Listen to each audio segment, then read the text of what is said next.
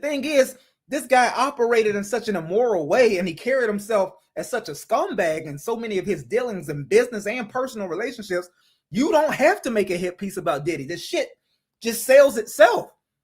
He as a human being was just deplorable in many ways. So they didn't even have to try to make this a hit piece. 50 didn't have to try to make it a salacious hit piece towards Sean Combs, because so many of the things that he did and that so many people are giving their personal accounts of, it clearly puts him in a certain light, and it lets you know exactly what kind of human being he is and was in all of those times.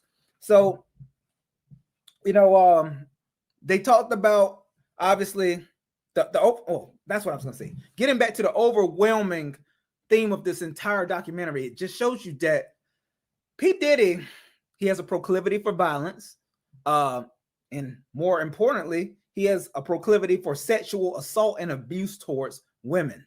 That's one thing that is just a constant here. Like, when it comes to women, not only did he objectify them, right, but he had this sickness where he just has to exert his will upon them, regardless of if they were interested or not.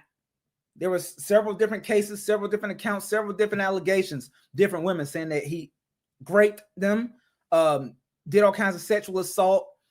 It starts off with a woman, and these are women that he was operating in business with, not even like his artists, different women that he just happened to rub shoulders with along the way in his career that he ended up sexually assaulting.